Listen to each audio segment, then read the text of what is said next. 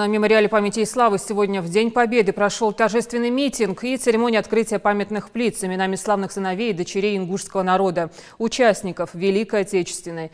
Минута молчания, возложение цветов и искреннее спасибо защитникам Родины. Репортаж Хади Добриевой.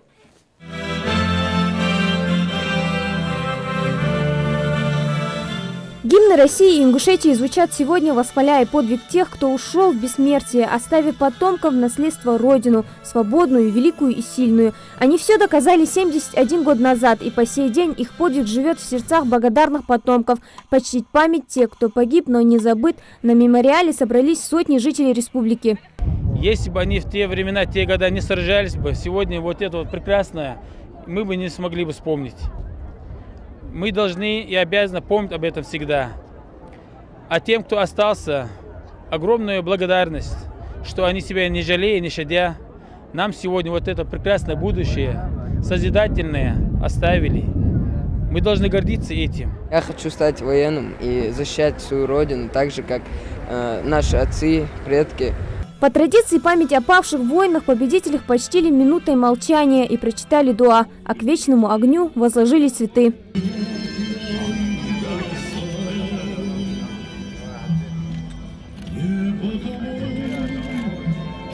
Сколько бы ни прошло времени, значение подвига нашего народа в той войне не уменьшится, и слава героев не померкнет, отметил глава региона.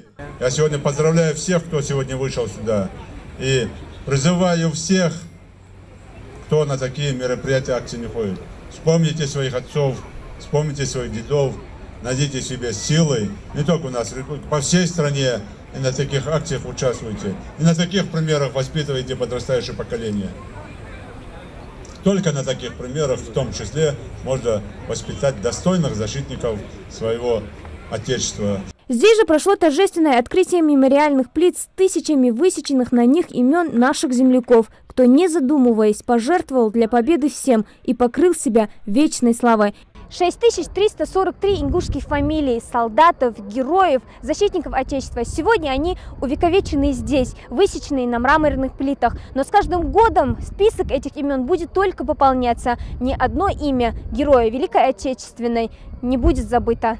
Первый памятник участнику Великой Отечественной на этом мемориале воздвигли еще в 2012 году.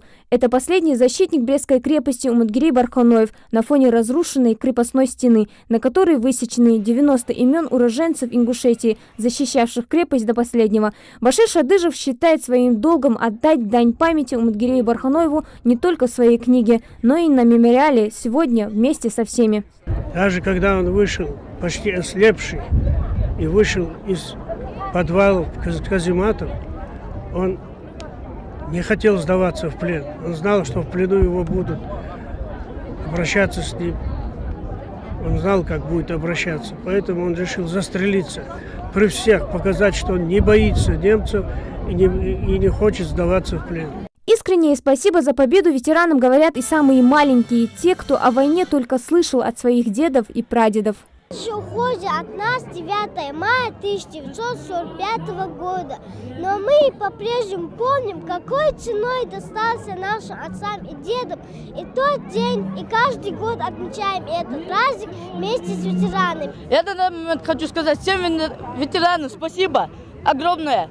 И что я рад за своего дедушки, что он воевал на Великой Отечественной войне. Каждый, кто пришел на мемориал, знает, что День Победы не просто праздник, а дань памяти героям, чьи имена высечены не только на этих плитах, а в сердце каждого жителя республики. Сегодня вышли с этими плакатами не для того, чтобы как-то показать себя, а вот именно доказать вам, молодежи, будущей молодежи, что вы можете гордиться своими дедами, своими прадедами, своими отцами, которые достойно провели всю свою жизнь на фронтах Великой Отечественной войны, защищались честью, достоинством. Памятное мероприятие на этом не завершилось. Оно плавно переместилось на площадь перед мемориалом, где состоялось шествие бессмертного полка. Хади Добриева, Рамзан Зурабов, Новости 24.